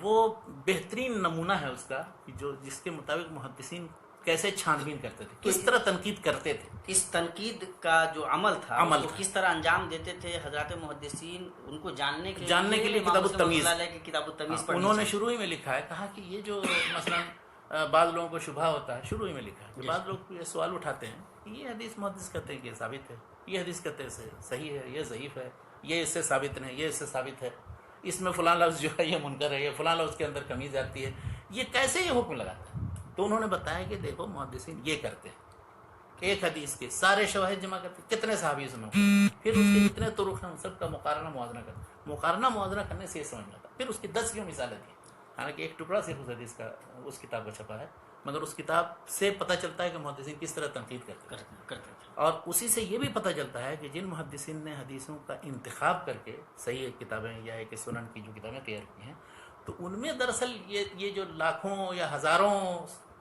اسانید اور طرق وہ سب ان میں سے چن کر کے منتخب کر کے وہ طرق اور وہ متون لیے ہیں کہ جو اس سے معتمد ہیں، یا کہ جس میں کسی طرح کی کوئی علت ہے تو وہ بھی بیان کی۔ شیخ، تو جب یہ علم ایک باضابطہ علم سامنے آیا، حضرات محدثین نے یہ طریقہ اپنایا، تو پھر وہ ایک بڑی کیفیت دیکھنے میں ملتی ہے۔ علم اسماء الرجال جو ہے فن جرح و تعدیل باضابطہ ایک علم بنتا ہے، اس سے ہم یہ جائزہ لیتے ہیں، مقارنہ کرتے ہیں کہ ہاں یہ حدیث صحیح ہے یا نہیں ہے۔ تو پھر محدثین ایک ہی راوی کے بارے میں، ایک محدث کہتے ہیں کہ یہ ثقہ ہے، دوسرے کہتے ہیں کہ یہ مطلب غیر ثقہ ہے یا متروک ہیں، یا مطلب کیا کہتے ہیں متکلم فی ہیں، تو یہ ایک تو یہ ہے کہ یہ ساری انسانی کاوشیں ہیں، پھر ان کے درمیان آپس میں اختلافات بھی دیکھنے کو ملتے ہیں، تو پھر کیسے اعتماد کیا جا سکتا ہے، یا پھر ان اختلافات کی کیا حقیقت؟ دیکھیے عام طور پر آپ کبھی نہیں دیکھیں گے کہ کوئی بالکل متفق علیہ ثقہ راوی ہے اس کے بارے میں کوئی بڑا اختلاف ہو، ایسا نہیں ہوگا.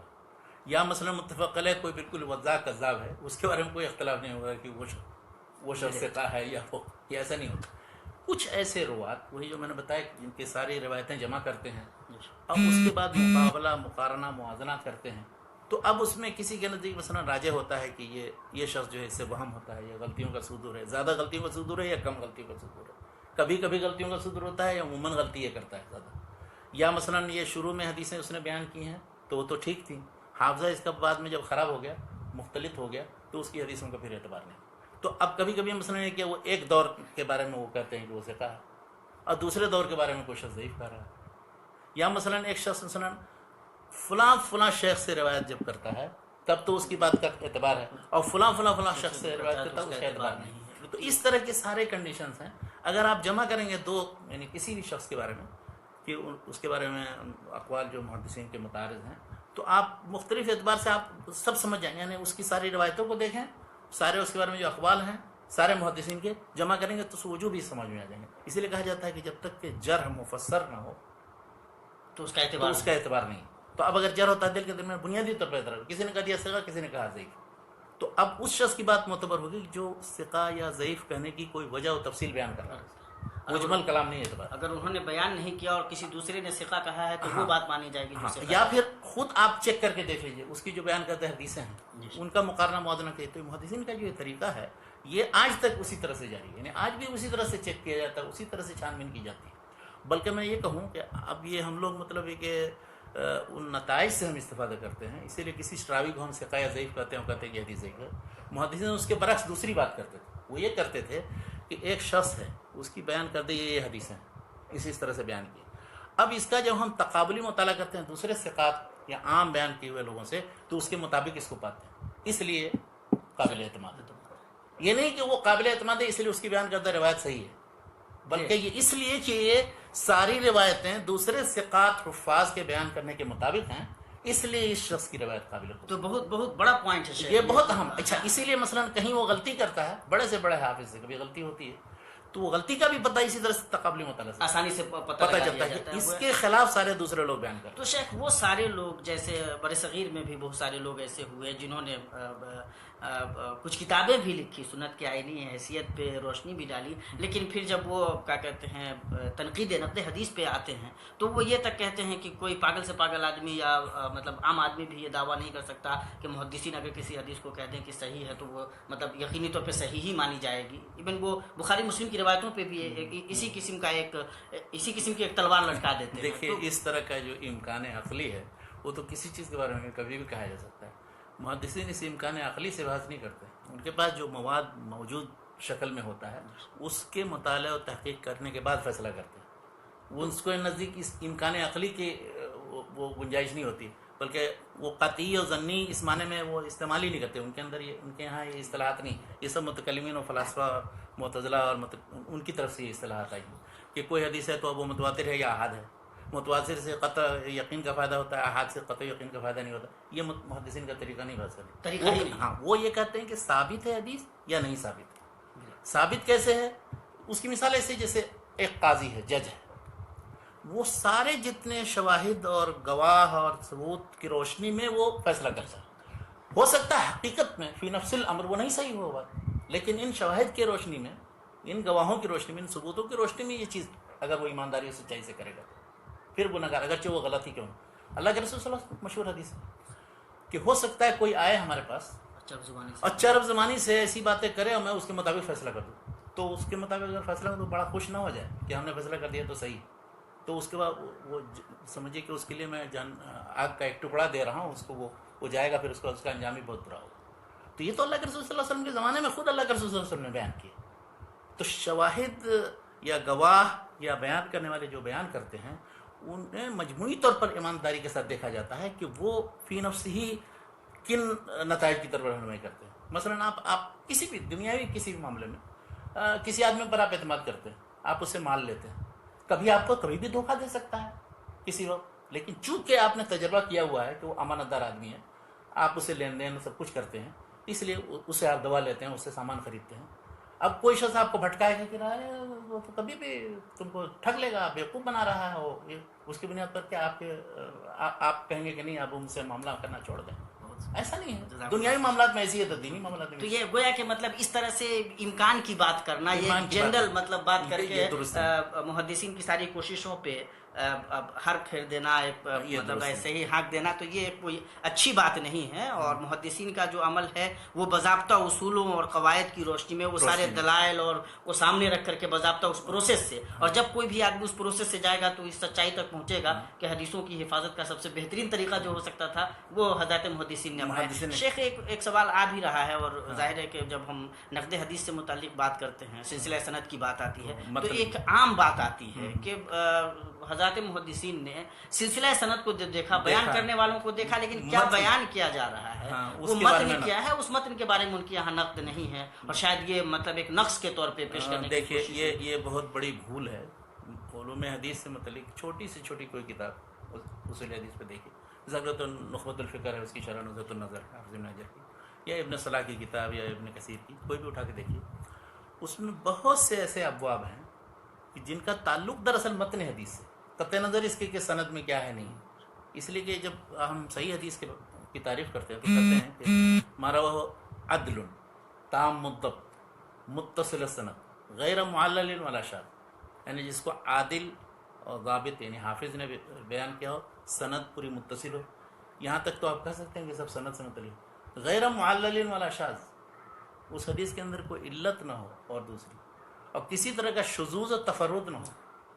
تو اب اس کا تعلق سند و متن دونوں سے، یقین یہ نہیں ہے کہ صرف متن سے تعلق ہے. اور اس کی بہت سی مثالیں موجود ہیں، بلکہ متن کی تنقید کا سلسلہ بھی صحابہ کرام کے زمانے سے شروع ہو گیا. صحابہ کرام میں حضرت ام المؤمنین عائشہ رضی اللہ عنہ نے بہت سے صحابہ کرام جو بیان کرتے تھے حدیثیں، ان پر استدراک اسی انداز کا کیا. یعنی وہ یہ نہیں کہتے تھے کہ وہ جھوٹے ہیں اور حدیث گڑھ رہے ہیں، لیکن ان کو وہم ہو سکتا ہے انہوں نے یہ حدیث جو بیان کی ہے کس سیاق میں بیان کی، کب کیسے اللہ کے رسول نے سنا تھا، مطلق انداز میں ایسے بیان کریں.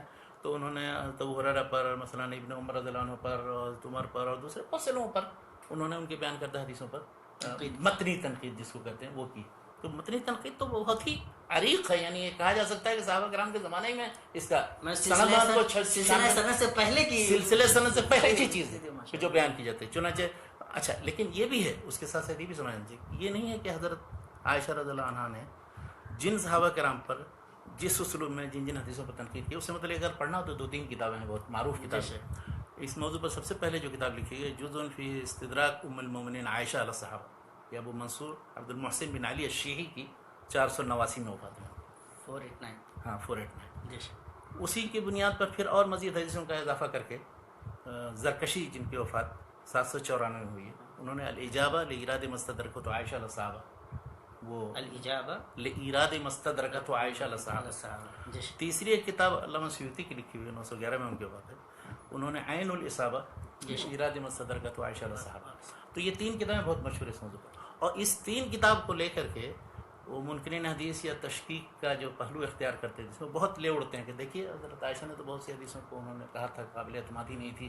تو لیکن حقیقت کیا ہے، اولاً تو اس میں جتنے استدراکات ہیں ان میں سے اکثر ثابت ہی نہیں، محدثین کے نزدیک ان کا ثبوت ہی نہیں. ان لوگوں نے صرف جمع کر دیا تھا، یعنی جہاں جہاں جس جگہ جس سند سے جیسا ملا ہے وہ انہوں نے اکٹھا کر دیا. یعنی مشکل سے 10 یا 15 جو ہیں جو استدراک ثابت ہیں، جو بخاری مسلم وغیرہ میں دوسری مشہور کتاب موجود ہیں.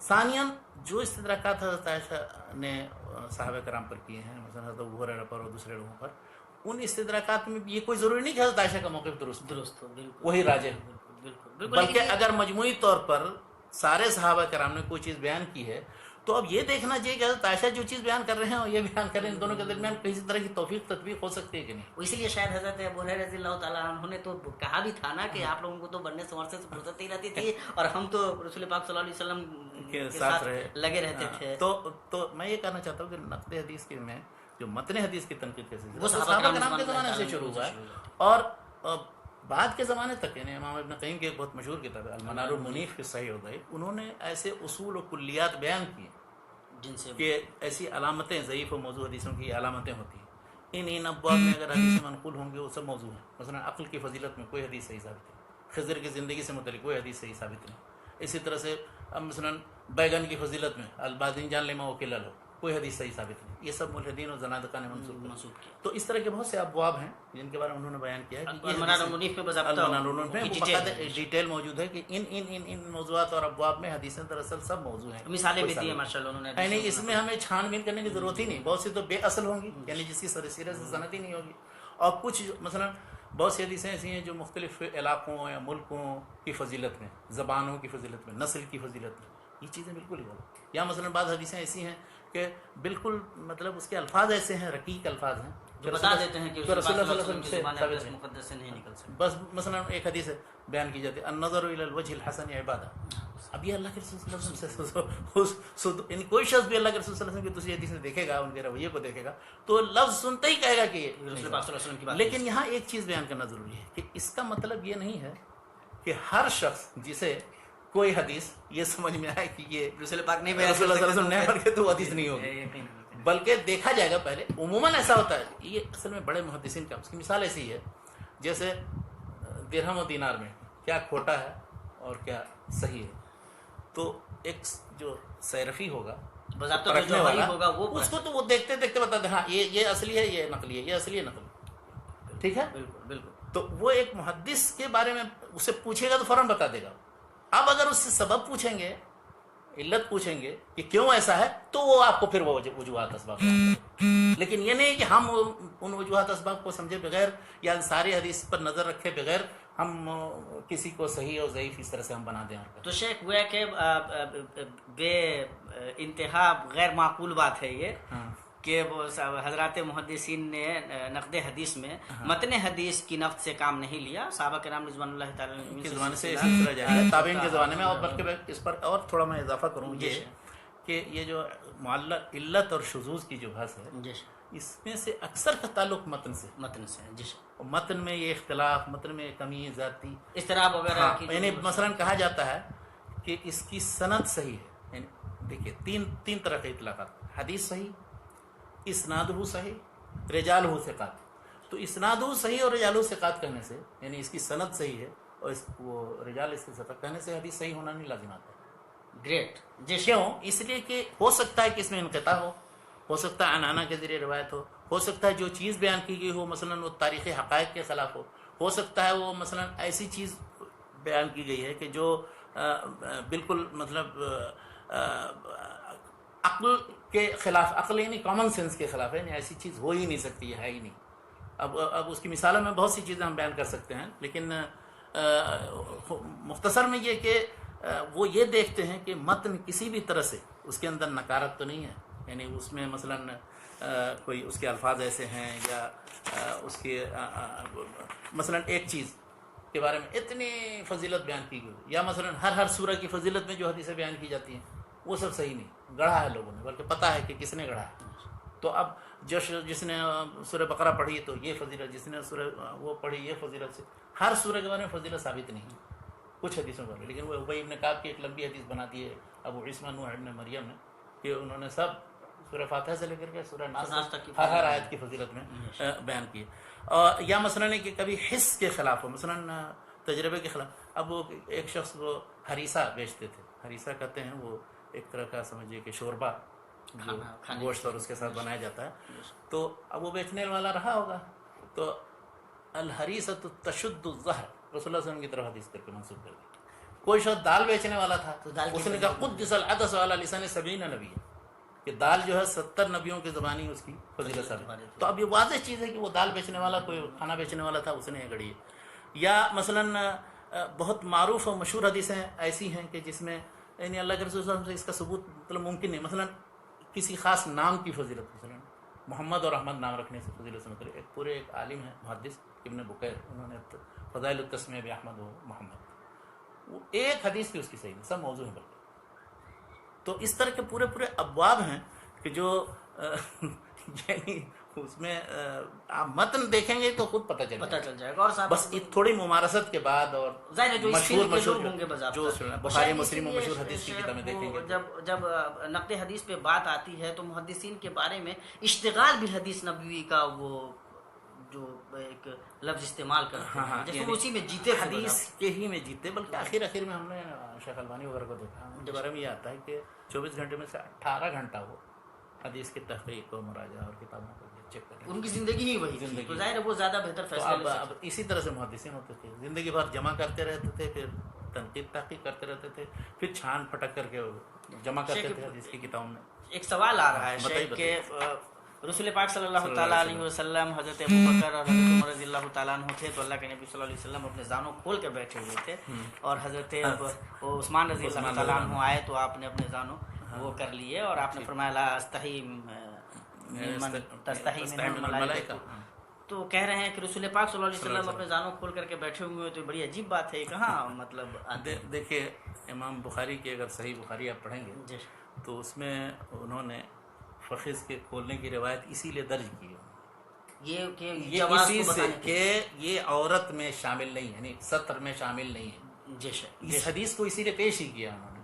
تو جو حدیثیں الفخذ و عورہ بیان کی جاتی ہیں ان میں سے کوئی صحیح نہیں، گریٹ، تو یہ تو بالکل عکس نتیجہ نکلا، آپ اس کو یعنی تعجب سے دیکھ رہے ہیں کہ نہیں یہ سطر میں کے خلاف ہے، اس لیے کہ ہمارے اپنے تصور میں ہے کہ وہ سطر کے خلاف ہے، تو ایسا کیسے ہوگا کہ اللہ کا۔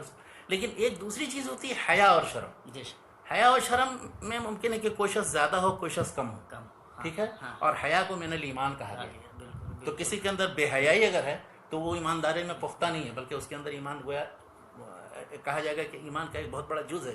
اسی لیے کہیں ایک حدیث میں آتا ہے کہ کوئی شخص اگر حیا کرے تو ایک شخص اس کو روک رہا ہے، اتنا شرم کرنے کی کیا ضرورت ہے، اتنا نہیں شرم کیا جاتا ہے، اس نے کہا نہیں چھوڑ دو اس کو، مت شرم سے، الحیا، یعنی یہ اچھی چیز ہے، اچھی صفت ہے، کوئی بری صفت ہوتی تو اب حضرت ابوبکر، عمر، عثمان، علی، چاروں کی چار صفتیں الگ الگ ممتاز۔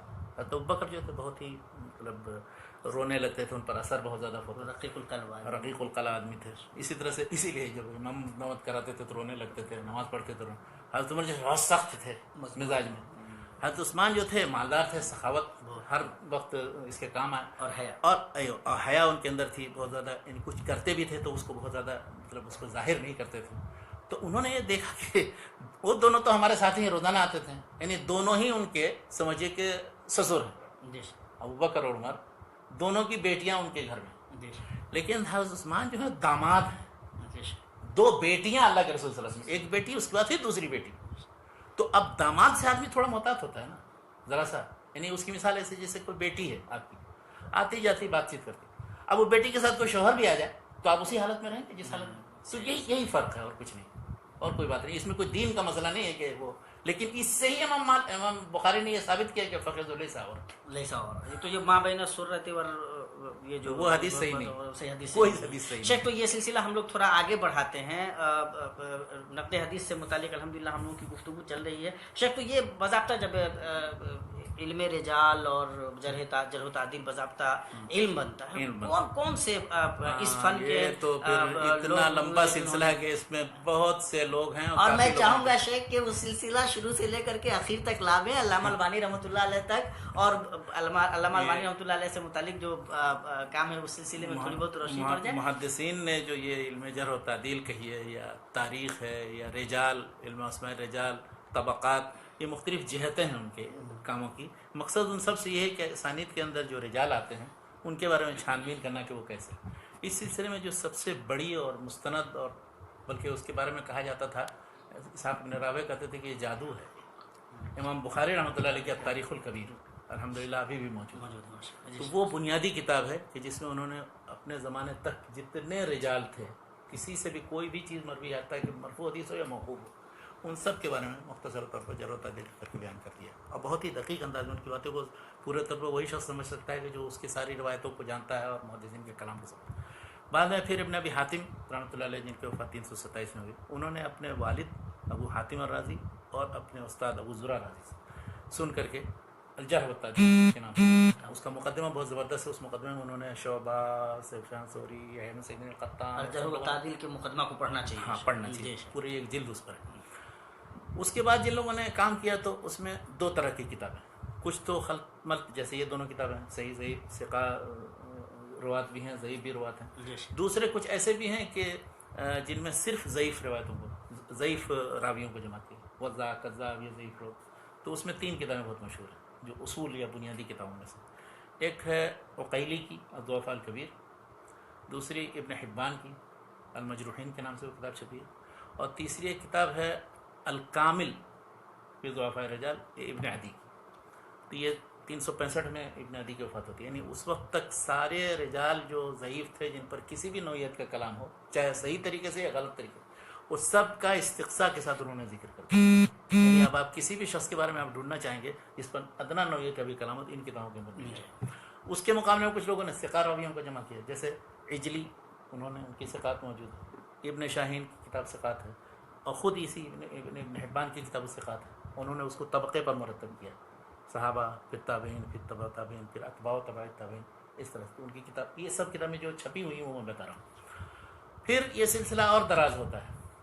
اس کے بعد لوگوں نے کیا کیا کہ جو کتابیں متداول ہوئیں پڑھنے پڑھانے میں، خاص طور پر کتب ستہ، بخاری، مسلم، ابو داؤد، ترمذی، نسائی، ابن ماجہ، ان کے رجال پر، تاکہ ان کو پڑھنے پڑھانے کے وقت میں جن رجال کا ذکر آتا ہے. اس میں سب سے پہلے جو کتاب لکھی عبد الغنی مقدسی نے، الکمال فی اسماء الرجال کے نام، سن 600 میں ان کی وفات ہوئی.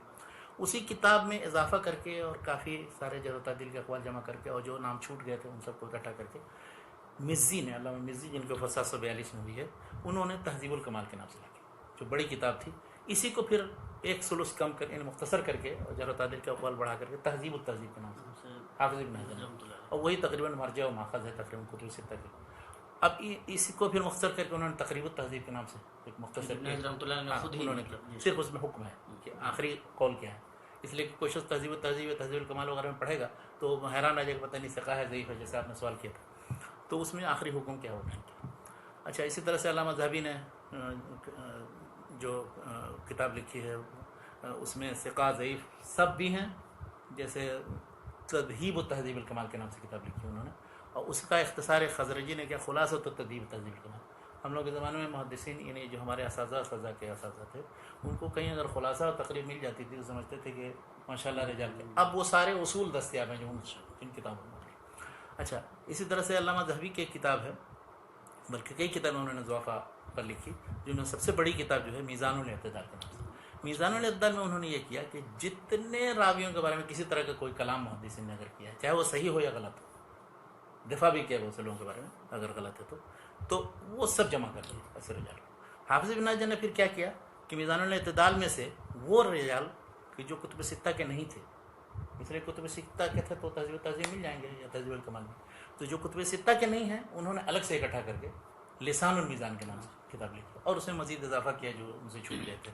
اس طرح سے اب یہ کہا جائے گا کہ وہ ستہ کے رجال سے متعلق تہذیب التہذیب اور لسان المیزان جو غیر ستہ کے سب ثقہ ضعیف سب کے بارے میں معلومات اگر آپ کو حاصل کرنا ہو تو مل جائے گی. اب اس کے باوجود بہرحال پچھلی کتابوں سے استغنا نہیں، انہی کتابوں پر سارا دار و مدار ہے اس وقت موجودہ دور تک.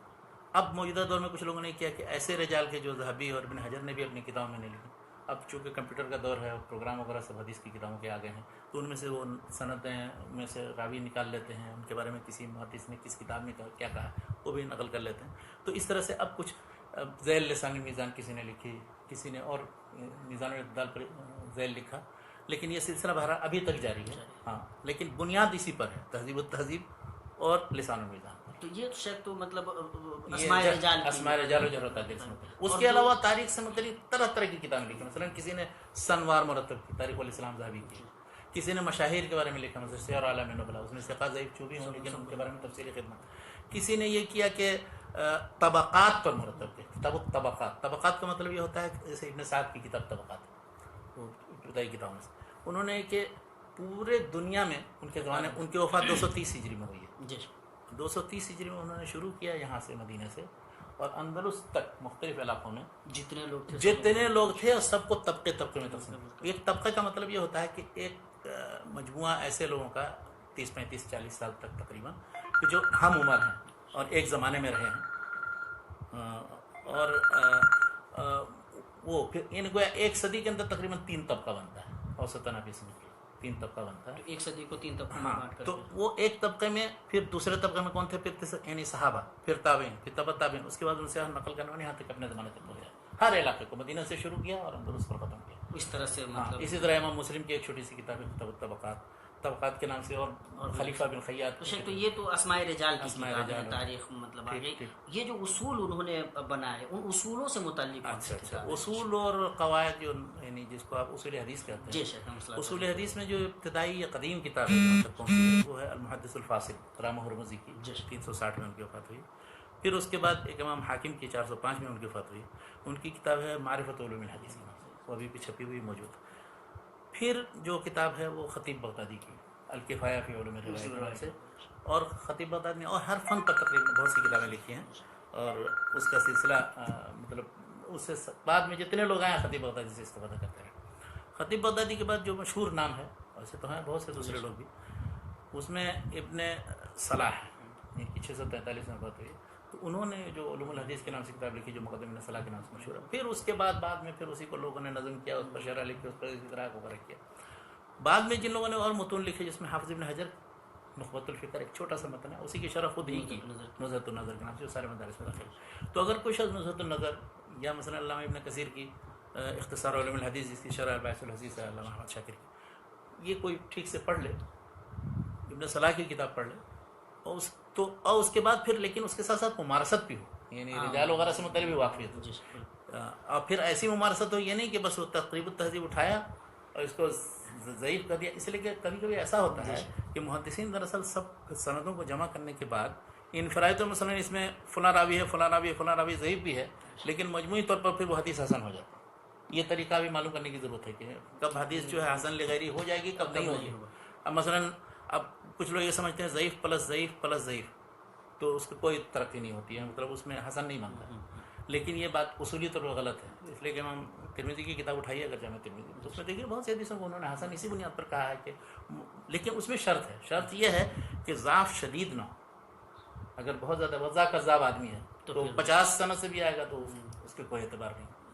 لیکن اگر کوئی وہم ہے، غلطی ہوتی ہے، تو اب اس سے یہ امکان ہوتا ہے کہ دوسرے نے بیان کیا، پھر تیسرے نے بیان کیا، وہ بھی اسی طرح کا ہے، تو غلطی منجبر ہو جاتی ہے. جیسے آپ کسی ایسے آدمی سے جو بہت زیادہ قابل اعتماد ہے کوئی بات سنتے، پھر دوسرے سے سنتے، پھر تیسرے سے سنتے، تو آپ کو اطمینان ہو جاتا ہے کہ ہاں یہ بات صحیح.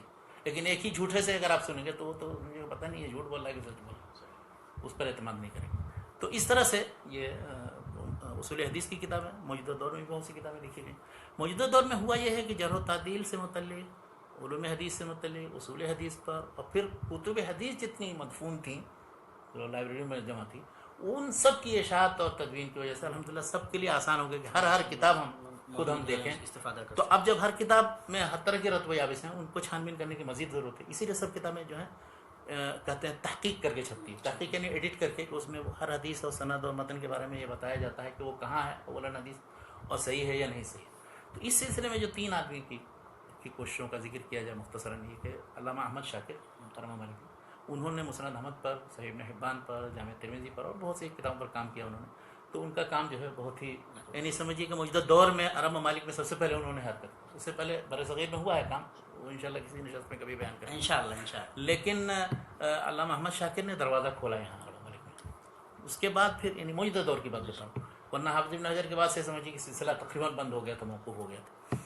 پھر آئے علامہ محمد ناصر الدین البانی. تو شیخ البانی رحمۃ اللہ نے یہ کیا کہ تقریباً انہوں نے اپنی زندگی کا مشن یہ بنایا کہ صحیح حدیثوں کو ضعیف حدیثوں سے چھانٹ کے الگ کرنا. اس کے لیے سلسلہ حدیث صحیحہ، سلسلہ حدیث ضعیفہ کی سب جلدیں، اس کے علاوہ ارواء الغلیل ہے، اور بہت سی کتابیں ہیں، 100 سے زیادہ کتابیں ہیں. کسی میں تعلیق ہے، کسی میں مستقل ہے، کسی ایک حدیث پر بھی مطالعہ ہے وغیرہ وغیرہ. یعنی خود انہوں نے تتبع کر کے ساری حدیثوں کی چھان بین کر کے، اور انہوں نے شہرت اس لیے پائی بھی اور زیادہ کہ انہوں نے صرف مطبوعہ کتابوں پر اکتفا نہیں کی، بلکہ ظاہریہ لائبریری جو سارے نادر قلمی نسخوں کے لیے مشہور ہے دمشق میں، جس میں پرانے محدثین کی سب چیزیں موجود ہیں، ابھی تک موجود ہیں، تو اس کے جتنے غیر مطبوعہ ذخیرہ تھا اس میں سے بھی حدیثیں ایک ایک نکال کر کے ایک ورق پر لکھ کر کے انہوں نے اس کی 40 جلدیں بنائی تھی. ہر جلد میں 400 حدیث، 16,000 تو صرف یہ حدیثیں جو سند و متن کے ساتھ حوالے کے ساتھ کس جز میں ہے، کس ورق میں، اور الف یعنی اس کے اس طرف ہے یا بی میں ہے. تو اس لیے ان کو زیادہ شہرت. عام طور پر جو محدثین علماء ہیں جنہوں نے کام کیا ان کو یہ سارے مخطوطات دیکھنے کا موقع نہیں ملا تھا، تو انہوں نے اچھا خاصا وقت اس میں صرف کیا. تیسرے ایک عالم جو انہی کے مکتب فکر سے وابستہ ہیں اور ان کے ساتھ کام بھی کیا انہوں نے، وہ علامہ شعیب الارناؤط تھے. سب مرحوم ہو چکے، اللہ تعالیٰ مغفرت کریں ان کی۔ شعیب الارناؤٹ کا کام اگر انہوں نے جتنا کام کیا ہوتے ہیں، ایک الماری میں ساری کتابیں سمائیں گی۔ مسند احمد 50 جلد ہے، مسند احمد پر کام، اس طرح صحیح ابن حبان پر وہ 16 جلدوں میں، اس طرح مشکل الاثار امام طحاوی کی وہ تقریباً وہ بھی 14-15 جلدوں میں، شرح السنہ امام بغوی کی وہ 16 جلدوں میں۔ اس طرح بڑی بڑی کتابوں کو انہوں نے، سیر اعلام نبلا جو تراجم کی کتاب ہے لیکن اس میں جتنی حدیثیں ہیں سب پر کلام کیا، گفتگو کیا، وہ تقریباً 25 جلدوں میں۔ تو اس طرح سے انہوں نے ایک بہت بڑا ذخیرہ جو ہے کتب تراجم، رجال، حدیث، اور حتیٰ کہ تفسیر کی ایک کتاب ہے ابن جوزی کی، اس کو بھی انہوں نے ایڈٹ کر کے چھاپا اور حدیثوں سے۔ شیخ اب ہم لوگ بالکل اپنے اختتام کو پہنچ رہے ہیں۔ یہ ایک سوال بہت آتا ہے کہ بھائی یہ جو علم تھا جب یہ 3 صدی تک آتے آتے 4 صدی کا آتے آتے مکمل ہو جاتا ہے، باضابطہ رجال تدوین حدیث کا کام ہو جاتا ہے، نقد حدیث پہ ماشاءاللہ سارا مواد موجود ہے اور سب محدثین نے کر ہی لیا ہے، تو اب یہ جب آپ 15ویں صدی ہجری میں جی رہے ہیں، اب کیسے آپ حدیث کو صحیح اور صحیح بتا رہے ہیں؟ اب دیکھیے اصول وہی ہے، یہ پست ہمتی کی بات ہے۔ اور ایک زمانے میں یہ جو کہا گیا جیسے اجتہاد کا دروازہ فقہ کے باب میں بند کر دیا لوگوں نے کہ خامخواہ فکری انارکی پھیلے گی، تو 1-2-4 مذہب بنا لیا، اس کے اتباع کر رہے ہیں۔ اسی طرح سے حدیث کے باب میں علامہ ابن صلاح جو 7ویں صدی کے تھے، 643 میں وفات ہوئے، انہوں نے یہ مقدمے میں کہا کہ نہیں، وہ ہر شخص کو نہیں چاہیے، تصحیح تذیف کا کام اب جو ہے وہ بند ہو گیا، محدثین نے جو کیا وہ کیا۔ لیکن جتنے لوگ اس کے بعد آئے ہیں، علامہ عراقی ہوئے، حافظ ابن حجر ہوئے، سیوطی ہوئے، سخاوی ہو، اور جن لوگوں نے بھی اصول حدیث کی کتابیں، سب لوگوں نے اس پر تنقید کیا، یہ کون سی بات ہوئی؟ چنانچہ ان کے زمانے میں خود علامہ منذری جن کی وفات 656 میں ہوئی، اسی طرح سے علامہ نووی جن کی وفات 676 میں ہوئی، اس کے بعد ابن دقیق العید 702 میں وفات ہوئی ان کی۔ اس طرح سے 8ویں صدی میں بہت سے محدثین ہیں، ذہبی ہیں اور غزالی ہیں، ابن تیمیہ پورا مختلف فکر ان کا ہے، علامہ ابن کثیر تک، اس کے بعد پھر علامہ ذیلی ہیں، حنفی تھے، نصب الرائے کے نام سے جو کتاب تخریج میں۔ تو مطلب یہ کہ پھر کسی نے بھی یہ بات نہیں مانی، ہر ایک نے یہ کیا کہ جو اصول محدثین نے بنا دیے، جن رجال کے بارے میں جو حکم لگایا ہے ان کی مزید تحقیق آپ کر سکتے ہیں، ان حدیثوں کے حکم سے متعلق مزید استدراک آپ کر سکتے ہیں، ہر ایک دوسرے پر تعاقب کرنے کو۔ تو علم حدیث ایک زندہ علم ہے، وہ مردہ علم نہیں کہ وہ جیسے ہے بس اس کو آنکھ بند کر کے مان لیں۔ ہاں، لیکن یہ کہ جس کے اندر یہ صلاحیت ہو وہ اس میدان میں جا سکتا ہے، جس کے اندر صلاحیت نہیں ہے، جو پتہ ہی نہیں اس کو، تو وہ تو جائے گا کہ 2 محدث کا دیکھے گا کہ احمد شاکر نے ایسا کہا اور علامہ البانی نے ایسا کہا، یا امام بخاری نے ایسا کہا اور امام احمد بن حنبل نے ایسا کہا، تو وہ ٹکراؤ والی بات کو۔ تو اس طرح کے لوگ بہت سے ہیں ایسے جو مغرضین ہیں، جن کو کہا جاتا ہے کہ جن کی نیت درست نہیں ہے۔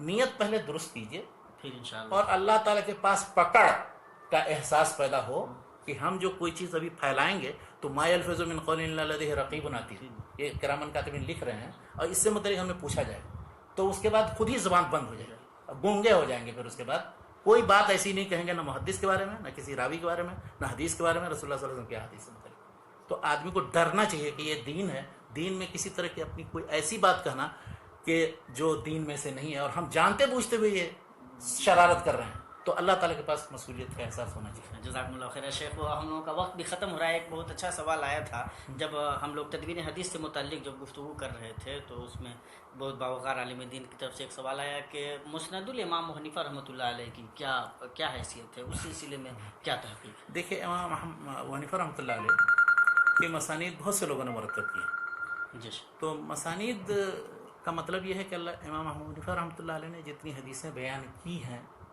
ان کو اکٹھا کیا جائے، ان کا مطالعہ کیا جائے، ان کو جمع کیا جائے۔ اب ظاہر ہے جب وہ محدثین کا طریقہ ہے کہ سند کے ساتھ ہی بیان ہونی چاہیے، تو اکثر لوگوں نے، جن لوگوں نے مسند کے نام سے کتابیں مرتب کی ہیں، وہ یا تو 3ری، 4تھی، 5ویں صدی ہجری میں، یا ان کے بعد کے لوگ۔